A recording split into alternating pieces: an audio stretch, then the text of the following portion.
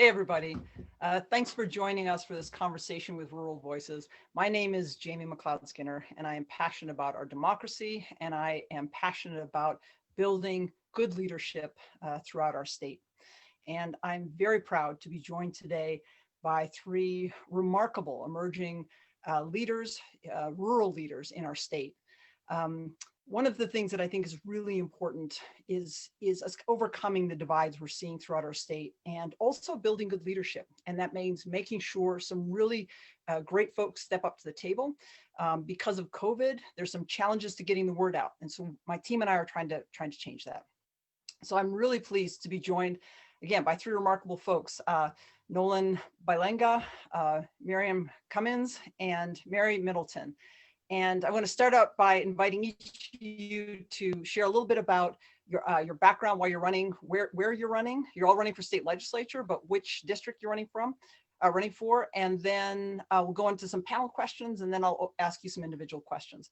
So Nolan, why don't we start with you? Give us a little bit about your background and where you're running and some of your vision for Oregon. All right, great. I'm Nolan Bilenga, of course. I'm 22 years old, running as our, of course, Democratic candidate for House District 58, which goes down through Umatilla County to Union County and then Wallowa County, or like Eastern Oregon, And I graduated, I'm at PSU, Portland State University, at this moment, taking one more class, so I'll be done in just a little bit. But I'm a political science major.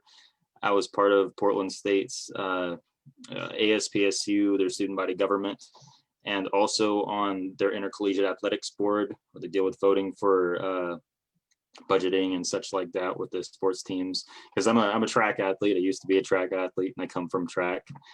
And a lot of what I started getting involved with was the Black Lives Matter stuff that started up. We had rallies in Pendleton, and we actually set up a little while ago a march where, everybody was linking arms, and we went down Main Street in Pendleton, and it was one of the coolest things you could possibly imagine. And we've built a lot of bridges in Pendleton between people, including with our county commissioners, who have brought out a resolution that was talking about dealing with racial inequities and such like that, and trying to solve issues. Our chief of police, did a good job of trying to protect us. So we're bringing people together to try to solve issues, and it's been great. Great. Well, thank you so much. And I didn't realize that about your track background. We got to talk track sometime, because I went to school a while ago, shall we say, but I've got a track background as well, so we can talk about that. And one of the things that's really struck me about you and the work you're doing in Umatilla County is this bridge building, where here in Oregon, across the country, we're seeing some real divisiveness around this emerging concept of people having rights and being able to the Black Lives Matter movement, and people being able to step up and talk about protecting Black lives and BIPOC communities. And you've been able to successfully do that in a rural area and build those bridges, which has been really impressive, really phenomenal. So I'm really excited, and I want to hear more about that work later. Miriam, let's turn to you. Tell us about a little bit about your background and about your district. Yes.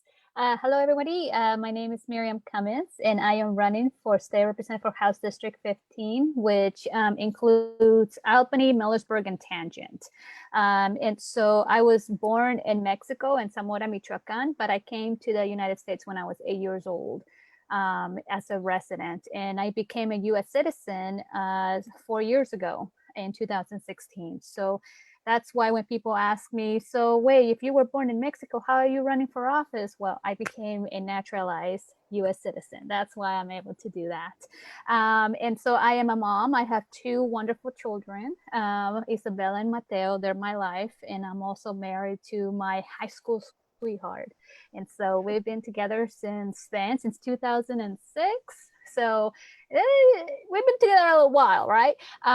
But what motivated me to run for state representative was because I wanted to make sure there was representation. And when I say representation, I mean all the voices need to be at the table. And being the first person of color to run for this position in my district is very big and important, because it hasn't been done before, and we need to ensure that that representation is there. We have a right to be at the table.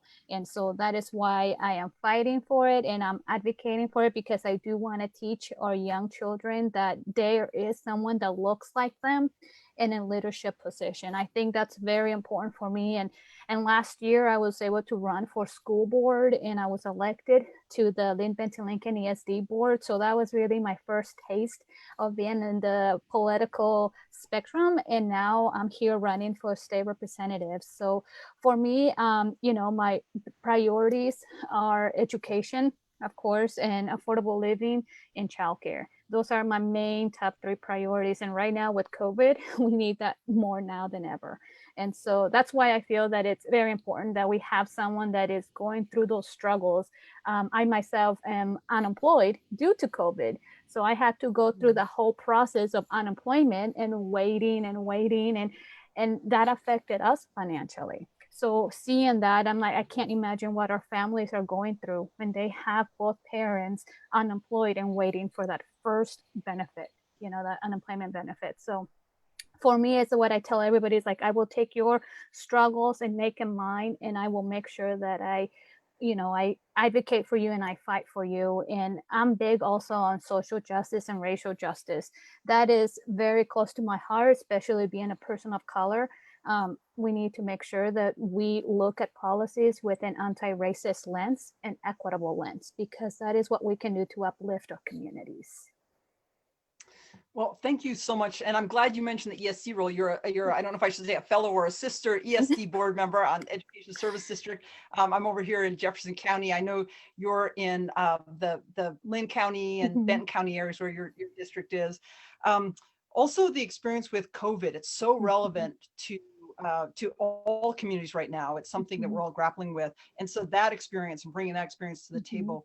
And then I think it's such a key point is we have actually a very diverse state in many ways, and bringing that diversity and having that representation, especially for the Latinx community, is critically important. In rural areas, I think often our Latinx community is overlooked. And so having that rural experience, but also that lived experience of some of the challenges some of our communities are facing, really critical to make sure our statewide leadership is reflecting the needs in the community. And then just last point, because I worked with immigrant and refugee populations. I myself was born in this country. And so I had citizenship kind of handed to me. But one of the things that really struck me about people who work to earn their citizenship is that most Americans, I don't think I could pass the naturalization exam. People don't realize how passionate you have to be about wanting to be a voter, and how passionate you have to be about democracy to step up and go through that process. So kudos to you. Like I said, I don't think most people could actually pass that test. Most of us most citizens couldn't pass that test. And Mary, it wasn't an easy one, so. Yeah, no, it's incredibly hard. So we've talked about Eastern Oregon. We've talked about the Willamette Valley. Now we're going to Southern Oregon. Mary Middleton, my friend, tell us a bit about your district and about why you're running. Oh, you're on. Sorry about that. And thank you for rookie mistake there. I constantly do that, and so now you've broken the ice for the rest of us who might do that. So thank you. Thank you, Jamie. It's an honor to be here. She's muting herself and talking. It's an honor to be here, and I'm really glad to meet both Nolan and Miriam. My name is Mary Middleton, and I'm running for Oregon House of Representatives, House District 4. And that district is part of Josephine County and Jackson County. It's about 1/3 Josephine, 2/3 Jackson County. And it runs between the two communities of Grants Pass and Medford. So it includes several small communities in between: Central Point, Rogue River, Gold Hill, Eagle Point, White City, and parts of Grants Pass and parts of the Williams area. So it kind of hugs the I-5 corridor in between those two communities. And, I'm running out of a deep commitment to want to affect change and want to provide service to my community. I was the campaign manager back in 2014 and one of the chief petitioners when we banned the growth of GE crops. And so we won at the ballot, but have been unable to enforce that just due to a legislative overreach known as the Seed Bill. And so I've watched as we've lobbied in Salem to our elected representatives. They've refused to honor the will of the people. So that's one big reason. Plus, I've also seen in this area there were several positions continuously with folks running unopposed. So that's not democracy in action, right? When there's just one choice, there's no choice. You can write yourself in if you want to, if you don't like that person. But democracy is about having that choice, having lots of people who are willing to step up. So I went through the Emerge Oregon training program and have I decided to run for this office. And I chose this office because it can affect change in my region and throughout the state. When elected as a Democrat, I'll join the majority party. And I also was endorsed, or not endorsed, but I got the co-nomination for the Independent Party. And so being a rural Democrat sets me apart, but I'll be part of the majority party and also with an independent mind, right? The Independent Party chose me because of my values, and I don't know exactly why they chose me, but values and positions that are about representing all Oregonians, but particularly here in Southern Oregon.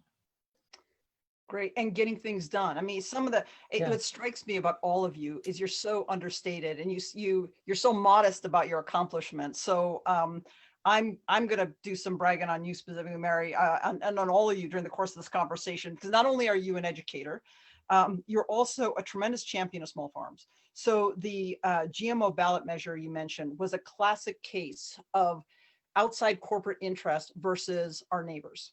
And you led that effort and you championed it. And I know, from the folks I know in Southern Oregon, that you are well respected in the farming community. And what's really nice is that kind of turns itself on its head. There's often a misnomer about Democrats not understanding rural issues.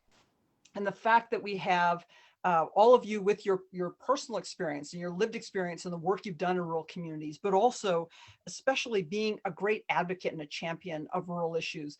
Mary, you've raised a really important point of to move beyond this divisiveness and to make sure we've got effective legislation that encompasses the issues and the understanding of issues throughout our state. We really need folks who have that community focus, that community commitment, that lived experience, that community experience, and can work together with the majority party, which are Democrats, to make sure we get good legislation. Because with all great respect for my colleagues and friends who live in urban areas, that's great, but we need legislation that works for both urban and rural areas. And I know all of you bring a perspective that I think is really powerful for what we need in Salem. So let me turn to a couple questions. And I'm going to ask all of you these questions. Miriam, why don't we start this next one with you? What important perspective, and actually I was just talking about this, but what important perspective do emerging rural leaders bring to the table, and how will this better serve all Oregonians? I think it's very important that, one, we do have leaders that are in the community, who have set ties with the community, that can be with, that have those struggles together, that can be represented and advocated for in the legislature. Having those voices, I feel that it's very important, because a lot of the bills and decisions that are sometimes put in place, they don't keep into consideration how that's going to impact rural areas. And so I think being there at the table, ensuring that we hold them accountable as well, because we expect the same. We want to be held accountable for what we are putting forward. And because of that, I do feel that it's important that we have that rural perspective and that awareness that we are here, we're present, we're not going anywhere. And we need to make sure that we're here and represented. So I feel that for me, we need to be at the table when those bills are being drafted, making sure that those voter outreach to our constituents is being done. Because otherwise, how are they going to know of something that you're trying to implement when you don't give out that information? And so that's why I feel that it's very important that, one, we hold each other accountable. I'm going to expect the same from Nolan and Mary to hold me accountable on something that I'm doing. And same with you, Jamie. That's why I feel that it's so important, that accountability. and just really, having our voices at the table. And I can't stress that enough, right? But it's really important. I mean, we all have, our districts have different needs, but at the same time, we want to make sure we're represented. And so I think that's important to bring to the table and fight for that. And that's what I feel that I could bring. Thank you so much for that. And that point, this is what I've seen too, is there seems to be, there's a lot of talk about the urban-rural divide, and there's something there, and there's this growing divisiveness that's also tying into political party. But we on this call know that's not the whole story. That we have partnerships in rural areas, and we have that ability to work together because we need to work with our neighbors. And so the ability to have someone who can work, kind of be that bridge, it's something all of you offer to the legislature. Mary, on to you. What are some other important things in terms of perspective that emerging rural leaders bring to the conversation, to the table, that's good for Oregon? Well, I think that rural organizers, rural folks have much higher appreciation for small businesses, for the local businesses. Miriam brings up such a great point because it shouldn't be a one size fits all attitude, right? It shouldn't just be here's the law for all of Oregon, right? It should be relative to the region, right? And those of us who live here in Southern Oregon, in this region, we're going to have much more insight into what works for our community. Agricultural rules, for example, have always been patchwork. Right here in Southern Oregon, it's very unique by a region. A lot of little pockets, a lot of small farms. Most of our farmers many of our farmers are growing seeds, right? Seed crops. And when those are contaminated with genetic pollen, they've lost ownership of their crop. And so protecting those small family farmers and helping small businesses succeed in the environment that we live in is really important. I think that rural organizers understand that as well. And being an educator, Miriam, you mentioned ESD. I also serve on the Southern Oregon ESD board, and right. love that work because that's about access to education, right? Access, making sure that there is a school in your rural area, making sure that there are community colleges that are preparing those who need help preparing to get ready for a university. Offering that GED option, offering those certifications for folks who aren't even remotely interested in going to university, right? They don't want to go to get a 4-year degree, but they'd like to become a diesel mechanic or a massage therapist or a nurse or all of those things that we do. And rural communities are vital. It's vital that they have community colleges, and so I think that's important. Thank you so much for that, Mary. And sorry for not also giving the shout out in the ESD role as well. That's right. I forgot to mention that. But also this key point, because some folks that are listening to this might hear one part and say, oh, this thing about rural voices are not being heard to the extent they need to, and think, okay, that's a Republican argument. But also here you talk about prioritizing education and small farms and small businesses. That's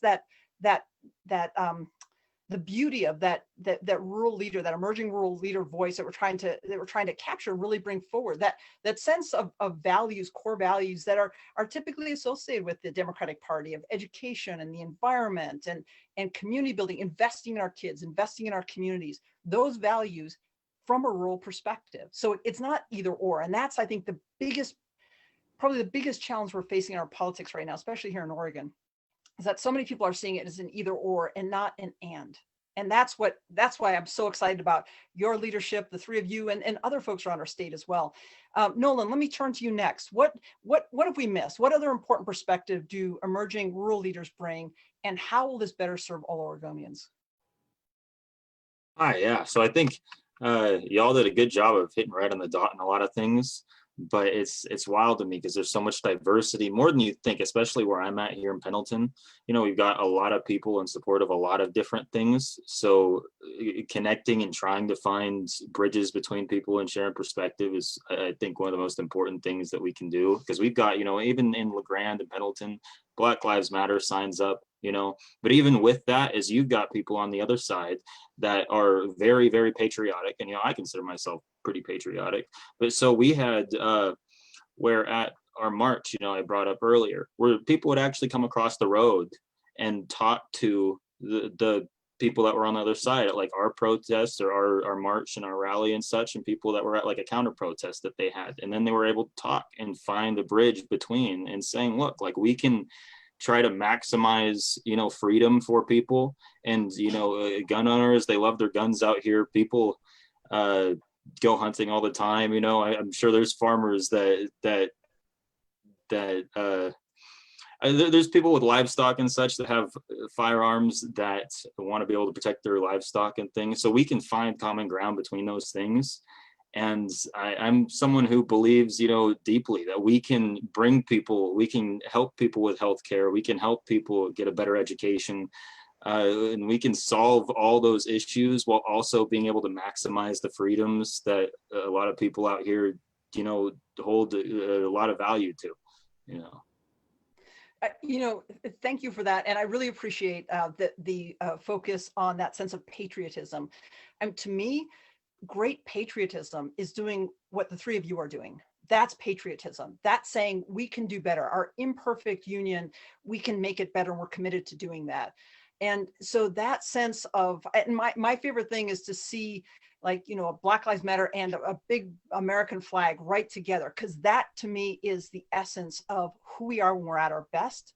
And that's the work you all are doing. So I just, I'm a big fan of all of you, and I really appreciate the work you're doing and want to make sure your voices are amplified, because this is the best of who we are in Oregon. And this is who we need to grow, to develop into and embrace as a fuller state, as a more diverse and greater respect for who we are as an entire state. Both our country and our state have a very painful history. And you know, another community we haven't talked about is also our tribal communities. But making sure that all voices are at the table, all voices are heard, and we have respect and honor for the different perspectives and the different needs of all of our communities is what makes your leadership important to me. I want to go on to what inspires you. So what historical figure or leader inspires you and why? And I'm trying to think of who did I started with Nolan, then we went to Mary. Let's start with you.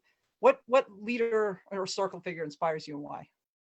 You know, there are several that come to mind. You know, my mom and my grandma, right?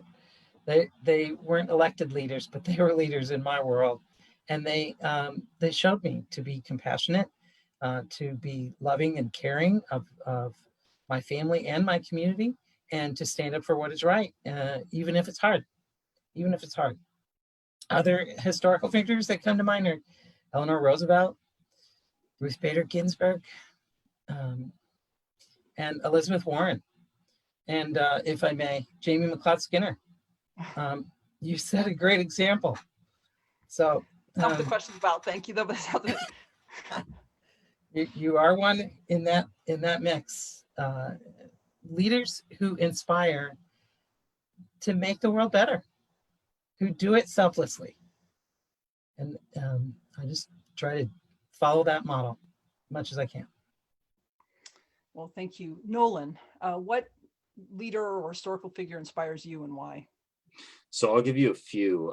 So like growing up, I was raised in church, you know, so it built up values in me of, you know, helping the needy and poor, upholding the cause of the oppressed, and, you know, being a good Samaritan to people that aren't, you know, like us. And I think those are the teachings of, at least, you know, what I believe, you know, Jesus, essentially. So that's a big thing, a part of my my values. But also President Obama is one of the most inspirational people there are to me. He back in 2004, I'm sure a lot of people have seen his DNC speech, and I thought it was one of the greatest speeches I've ever heard. And he spoke of, you know, this isn't a liberal America. We're not a conservative America. It's the United States of America. And, you know, he said they like to slice and dice up in the, you know, red and blue, but like we can come together and we can solve the issues for everybody. And, you know, e pluribus unum, the old American motto he spoke of too, you know, out of many comes one. And I think that is a message we really need in America right now. So. Yeah. Also, thank you also for pointing out that we can be people of faith and serve our communities and love democracy and step up and be rural folks as well, be rural Democrats and still be people of faith and hold fast to our faith. And that often drives us, our passion and our commitment to serve our communities. In the stereotypes and the pigeonholing we also often hear, it seems like we're presented with this either or option. And I think one of the things that we as rural Democrats or rural progressives or rural leaders who want to just, maybe independent minded, but want to care for our communities and take care of our communities, it's something that is core to us. And that's okay. That's okay. Miriam, on to you. So tell us about a leader or historical figure that inspires you and why. Oh my gosh. So like I said at the beginning, it's so important to have someone that looks like us in leadership positions. So as young kids, we have someone that we can say, oh my gosh, I want to be like her, or I want to be like him. And for me right now is AOC, Alexandra Ocasio-Cortez. And I love the way how she's able to say such in a way, in articulate way, when something she's passionate for, she's able to articulate that and have it be seen on both sides, not just on one side. And being a Latina herself, that was where I inspired to, because as a Latina myself, it's like, oh my gosh, we are at, we can be at the table too. And I'm looking up to her. It's like, I can be there too. And we need that for younger kids to see that a brown person can be in a leadership position. We can be there too. And I feel that with her leadership, we can do that, and we can aspire to do that. And for me, I also have Dolores Huerta, who also fought for our farm workers. I mean, we look at the history of representation, and we need to keep going. We, that's why one of the reasons why I'm running. I want our younger kids to see that they can look up to someone that looks like them and speaks the same language as them, and we shouldn't be ashamed of it. And I think that's very important, to know who, our identity, and be proud of it. Thank you. And it's so, wait, let me get this straight. So a woman, a Latina woman who was way behind the polls and no one gave a chance of winning her race, and was too opinionated and was too passionate, who came out of nowhere and now is representing our country in Congress. She inspires you? Okay, let me just, it was written off by others. Wow, unique. Well, also the power, I think something that I really want to underscore that you said is this giving kids a chance to see who they can become. And that's such a powerful, I had an experience once years ago when I was working as a city planner, and I walked into a council meeting and there was a little kid with his mom just ahead of me. And he stopped dead in his tracks as soon as he walked in the council meeting. And he pulled on his mom's skirt and he said, Mom, look he looks like me. And he was pointing at a Chinese American council member who was a phenomenal council member who served in the city of Sunnyvale. And I knew in that moment, that kid's sense of who he could become and seeing himself in this leadership role, it changed his sense of self, which is so powerful. And we hear this statistically, we were talking about education earlier, and the sense of especially young Black kids, African-American kids, if they have a teacher, especially a male Black teacher by the age of, is it, third grade or second grade, their chance of then going on to college, the statistics are phenomenal. And it's also just powerful. I say this because my own experience, when I was a small kid, my mom took a teaching job in Tanzania. And so I lived in East Africa as a kid. And so, my first Black president was actually Julius Nyerere, not Obama. But my teachers were Indian and African. And then you just develop this, my dad is Chinese American. You develop this sense of, this is good leadership. This is it. You see yourself reflected, but you also see leadership in many ways, and you see the gifts that are brought from many different perspectives. And those of us who experienced it just understand the value because we've seen it, we've experienced it. And it's I know it's tough sometimes to have to explain it to folks who don't know that feeling in the pit of their stomach. But again, the sense of representation and showing who we are and who we can be is so powerful. So thank you. Let me transition a little bit to some individual questions. And Nolan, I think we might be back to you for going first. And so let me ask you first. So how can, you've talked a little bit about this, about some of the different perspectives in Eastern and rural Oregon, but how can we ensure that rural and Eastern Oregon values continue to be represented in the legislature? And especially as a Democrat, no doubt you've got folks saying, well, as a Democrat, you know, he's a Democrat. Well, I mean, you've talked about this already, but expound on that a bit more. Of course. I think, like I said, is, you know, the idea of trying to maximize freedoms for people. And I'm sure there's a lot of people, I don't know if you have, or people that shoot guns and they like guns. I know in the legislature this past year, there was a bill that was House Bill 4005 that came out that I know there was a lot of back push between Republicans and Democrats, a lot of debate about it. And it was a bill that a lot of people felt that restricted how people were using their own property within their own home. And I think that watching hearings and things like that, it seemed like a little bit like watching the presidential debate that just happened. So I think in terms of that, you know, is we've got to do a better job of trying to connect and understanding, you know, there are people that sometimes just put their guns, you know, in their closet because that, you know, that's just how they live. I think there are people, like I said, that come out and they want to protect their livestock and such, you know, when they're on a ranch or something like that. I think people have firearms and things for different reasons. And I think we've got to do a better job at bringing that debate to, or that point of view to the table and having discussion around it, particularly. You know, I'm not someone who is, I don't know, crazy which way or whatever. I just think we have to be reasonable about things, you know? And so I guess, yeah, that was one of my thoughts around that. Reasonableness in politics. That sounds pretty outrageous and pretty radical to me. Miriam, why don't we then go on to you? So what's missing in your district's leadership, and what would you bring to the table? Mm-hmm. Yeah, so one thing that I have been keeping a close eye on is making sure that when you say something that you're doing for the people, that you actually follow through. And by that, I mean, it's one thing when you say one thing, but then your voting history says another.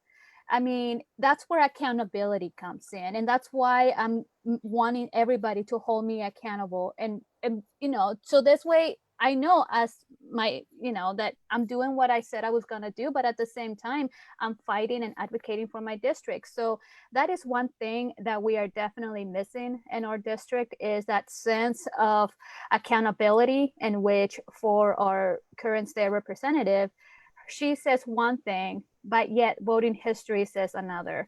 And I think it's so important that we highlight that, because that's how we're able to see what their priorities are and where they fall into. And so I wholeheartedly believe that, again, accountability is very important.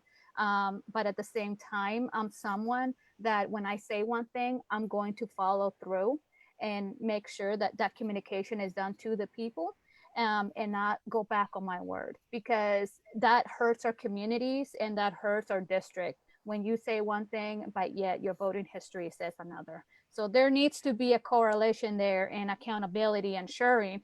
And the thing is that people feel that getting this information is so like, oh my God, I don't know where to get it, but it's all public information on how a current state representative or a senator are voting. All of this is information that is open to the public. It's just the way sometimes that it's communicated and how to get to that information. It might not be the easiest way.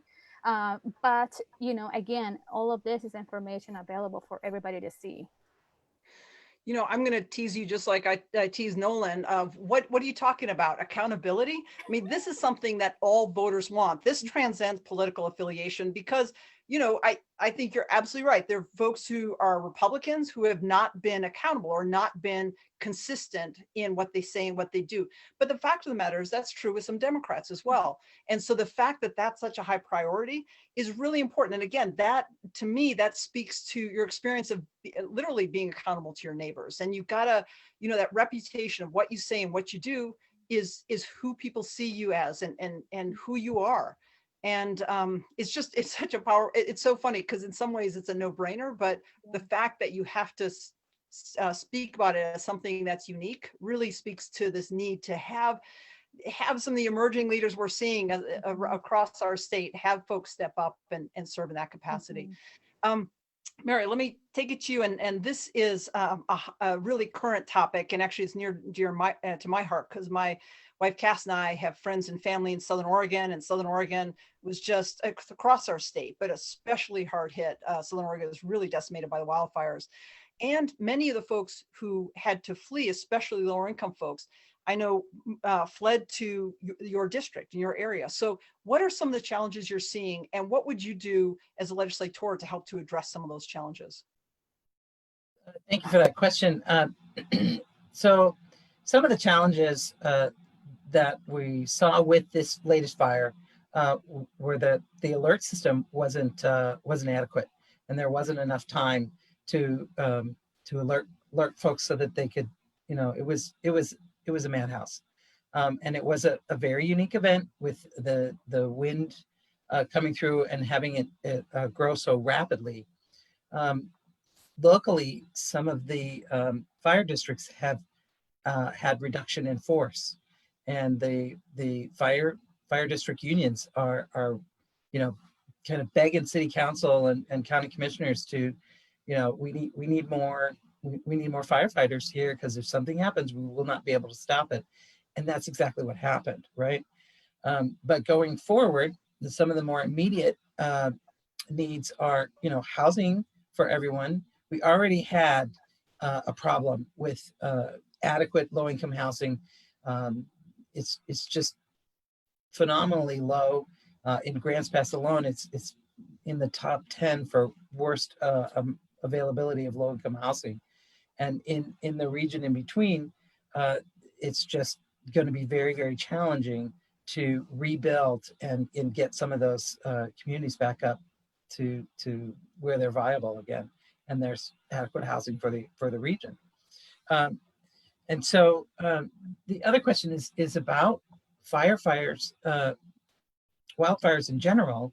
And I think that we need to collaborate more, use indigenous practices, get the logging companies at the table too. We absolutely need to stop clear cutting. We need to just ban that completely.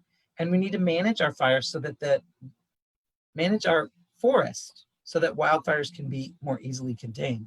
The Slater fire is still burning, and it will probably burn for several months because it's burning in a region that's hard to attack very well, but they've surrounded it, and the lines are holding. And the firefighters that came from throughout the nation and abroad, firefighters came in from Mexico and other places, I believe, to help with these two fires. And we just need to invest in our communities and protect the environment that we live in.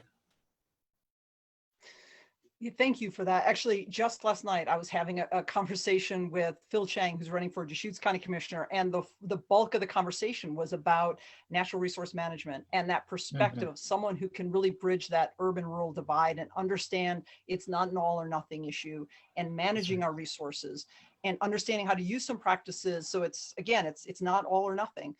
To really manage resources well, that not only protects our natural resources, makes them sustainable and viable. He was also talking about the green jobs aspect of it.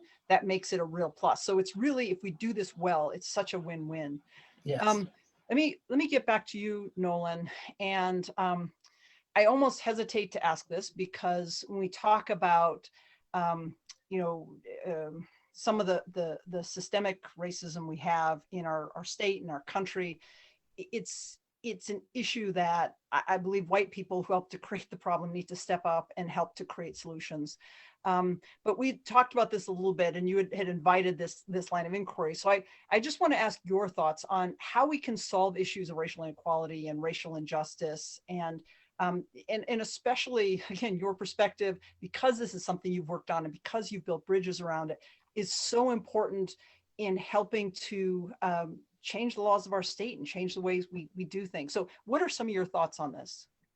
Of course, I think as Miriam was talking about before, she kind of brought up the word, it starts with accountability. And I think that's the most important thing for everybody right now: accountability for police, accountability for politicians, people in elected office. People, throw around the idea of law and order. The problem is that law and order should ensure justice. And if law and order is working, then we get justice out of it. And I think we clearly see that we don't get justice out of a lot of situations. And in that aspect is we need accountability behind what's going on. Nobody's above the law. If that's how things are going to be, nobody can be above the law. But I think we also need other things like healthcare to benefits. We need to improve our schooling so that people actually have, they're better prepared to go into higher education or go into the workforce. We need to work in bringing businesses to communities that don't have businesses, or they have, businesses have, in a lot of poorer communities, higher insurance and such, and it's harder to get businesses in the areas.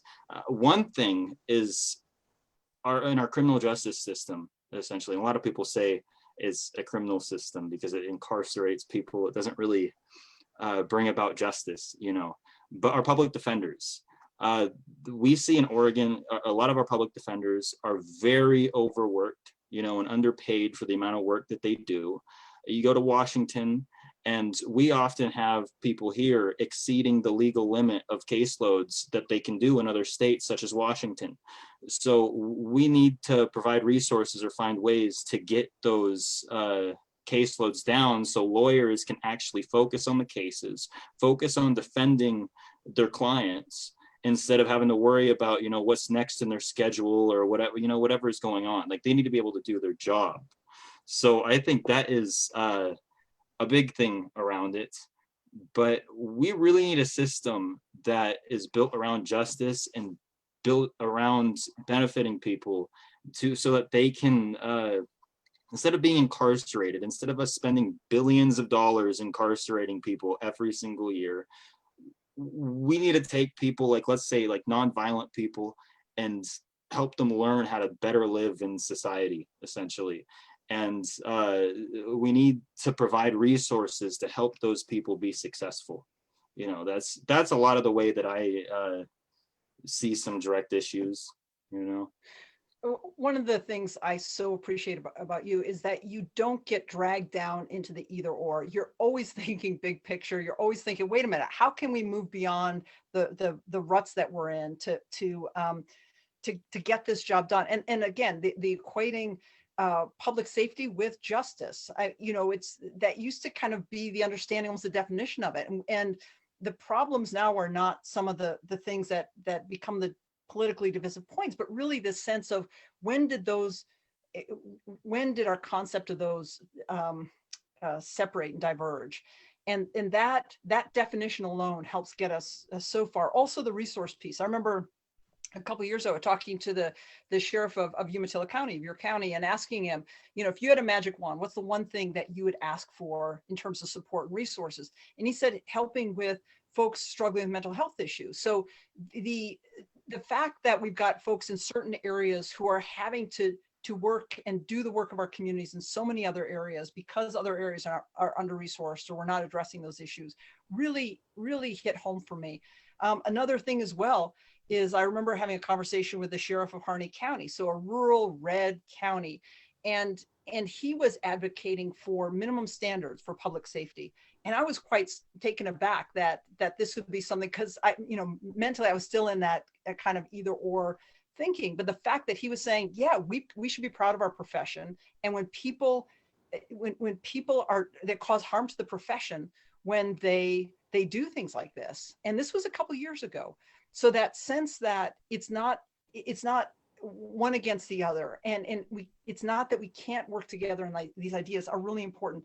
And then the other piece that you really, that you mentioned, I think is so important, a lot of us don't think of, is the economic development piece. So economic development is key for small businesses in this time of COVID, rebuilding our economic engine. And the fact that you're absolutely right. I've heard from folks who, people of color, who are nervous about going to rural areas because of not feeling safe. When we want the best folks in our communities and the best minds and the best, those who can really help to build up our local economies. And so we need to not create barriers for bringing our best to the table. And your point about overcoming some of those barriers and also overcoming some of the dangers or fears people have can really help us to build up our communities, not just from a social justice. I mean, that's so critically important, but there's an and piece. There's the economic sustainability that our communities can have. So again, I so appreciate your perspective and that you bring those ideas to the table. Miriam, and what makes you the right choice for your district? I mean, you're in a campaign, you have an opponent saying one thing about you, you're trying to get your word out. But if you were talking right now to someone in your district, why are you the best person for this role? Yes. So to start off, I would, for me is I'm struggling as much as many of the other families are, and not as severe, I would say, but I'm unemployed due to COVID. So I lost my job because of that. So I had to go through the hurdles and wait 8 weeks to get my first unemployment check. And that to me was, no, that shouldn't have happened, because when you have two families that both lost their jobs and they're waiting 8 weeks to get their first check, that is not acceptable. So I'm experiencing firsthand the disparities that is happening, the system that is set in place for all of our families. And that's why I feel that I will fight for what is right and make sure that, again, that gets done in a timely manner. We shouldn't wait 8 weeks to get our first unemployment checks. That's not acceptable.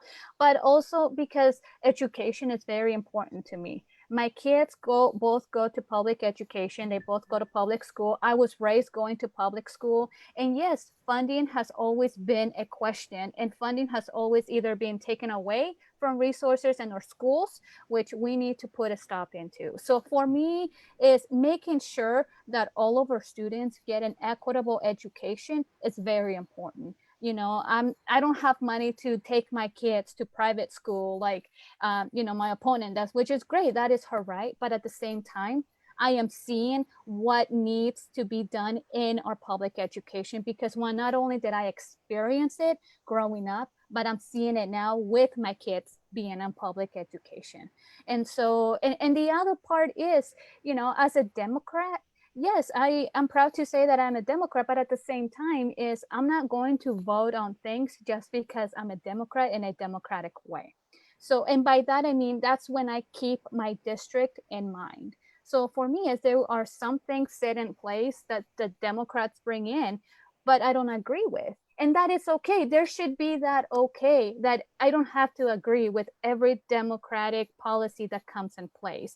And I shouldn't be held, to a standard that like, oh my gosh, you're a Democrat, you're going to vote this way. No, I'm going to vote what is right for my district. And I feel that that's what my district needs right now more than ever. Someone that has had those same struggles, that is going through it, and that is going to do something about it and make this a better place for all of our residents, and not only in House District 15, but all of Oregon. The lived experience, which is so powerful, making sure our leadership, it's not a theory, it's actual people's lives. And talking about the fires before, I remember thinking those who are providing emergency relief should also be living in shelters, because guess what? They're going to be making much better decisions if they're aware of people's realities. Mm-hmm. The other thing that I think is really key about what you're saying is just the sense of, you can make things better if Democrats can bring something to the table that would more likely, because of the makeup, be representing urban interests. Yes. Well, you can also, as a legislator, help to change that legislation to address rural issues. We were talking about this before. So it's not just an either or, it's making things better. And that perspective, I think, is just so critically important. Mhm. Mary, let's go to you. I know you're really passionate about small business and small family farms. What would you do as a legislator to help protect our small businesses and especially the small family farms that you work so hard to take care of?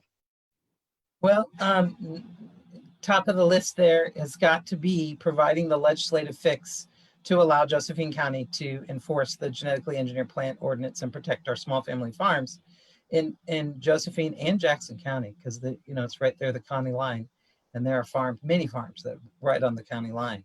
So I would bring forward that piece of legislation and get it to the floor. And I would also just be an advocate for small business owners. Our economies have been hurt so hard. And what are they saying? They're saying that 1 in 6 small businesses have gone away as a result of COVID. That's a national number. Locally, I don't know. It might be higher in the rural communities. When we faced this crisis, a lot of the things that we had trouble getting, remember, there were not enough masks, and there were not enough tests, and there were not enough this, and there were not enough that. A lot of those things were produced out of the country. And so we need to reinvest in local economies in rural Southern Oregon and throughout the nation, so that we are using our resources wisely and able to sustain ourselves, especially in an emergency. So I would watch for bills to do that. Watch for bills that can help us increase small business ownership, not limit who can get started in that, and invest in small businesses who are looking to be green, right? Those green jobs can create so much more to the community. When you spend your money locally, when there are lots of small local businesses to choose from, every dollar spent locally brings up to $7 or $8 to the community, because it goes to that local business owner rather than going to a corporate office. So buying that T-shirt at the small shop in town, as opposed to ordering it from Amazon, that money stays local, and it gets spent again locally, and again and again and again. So I will watch for as many ways as possible to help protect small businesses. Well, thanks for that. And the other key thing, I was talking to a small business owner in Central Oregon, and she was saying, sometimes we're just not listened to. We're not asked what the biggest needs are. And so having that, talking to your neighbors, as opposed to being this theoretical discussion for all of you, is going to mean that you're bringing something to the table that your colleagues, frankly, aren't right now, because they're not asking those questions. And some of your other colleagues won't, because they don't have some of those relationships in place. We're almost out of time. I want to give each of you a minute to just give your website and a quick plug or a quick ask. So Nolan, let's start with you. How do people find out more about you, and what do you need right now? Howdy. To help out or support, go to www.nolanbilinga.com. You can follow us on Facebook or Twitter, like, share, and comment on any of our posts. Be sure to reach out and shoot us a message if you're in our area and you'd like a sign. Yeah, it's definitely Awesome. get involved. Yeah. Help out with anyone you Yeah, can. absolutely. Elect good leaders. Miriam, what's your website, and how do you need? How can people get involved? Yes. Yeah. So my website is www.miriamgcummins.com. And you can also go to my Twitter, Instagram, and Facebook, and you can find me by doing the @Miriam4 Oregon. And so if you just put that on both Facebook, Twitter, and Instagram, you will find me. So, and I want to hear from all of you. That's one thing that I'm passionate about. I want to hear from you. I want to know what your concerns are. And right now, the most that I need is I'm going to be sending out a mailer. So any amount of contributions, if you are able to do so, $5, $10, $100, I mean, whatever you can, it's going to help my candidacy and my campaign right now. So if you are able to, you can donate at my website at miriamjcummins.com, and then hit on donate. So anything, also sharing my content, like Nolan said, on social media, spreading the word. So thank you. Awesome. Thank you. And Mary, your website and what do you need right now?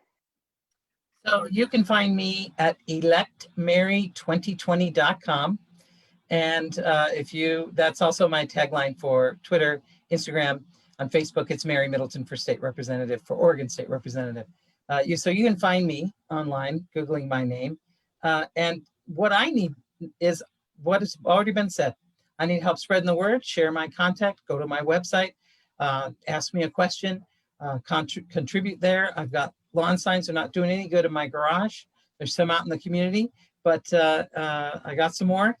And please just send me a message. We'll get one to you, and write a letter to the editor. If you're in favor of my campaign, write a letter to one of the local community papers, Daily Courier, Medford Tribune, Rogue River Press, the three that come to mind, and let me know your questions and thoughts. Awesome. Well, listen, thank you all for taking the time to join me. I know you're really busy with your campaigns. I am so proud of the work you're doing. I'm so proud to show you off for those who may not have met you before or heard about your campaign. As anyone listening can see for themselves, this is we've got some amazing folks who are emerging rural leaders here in Oregon. It's why I feel so optimistic about our future. And then obviously it's going to come down to voting. You have till October 13th to either register to vote or to verify your registration. So you should check it either way. You can go to sos.oregon.gov to get a lot of information on voting. Please vote early. You can either mail it in early or drop it in a Dropbox, but you want to get your ballots in early, and your voice is your vote. So make sure you register to vote, help out, find candidates you believe in, that you respect, that you trust, help them get elected. And let's make sure we keep our democracy healthy and strong and take care of our state as well. Thanks again to the three of you, and thanks to everyone. Don't forget, vote. Thank you.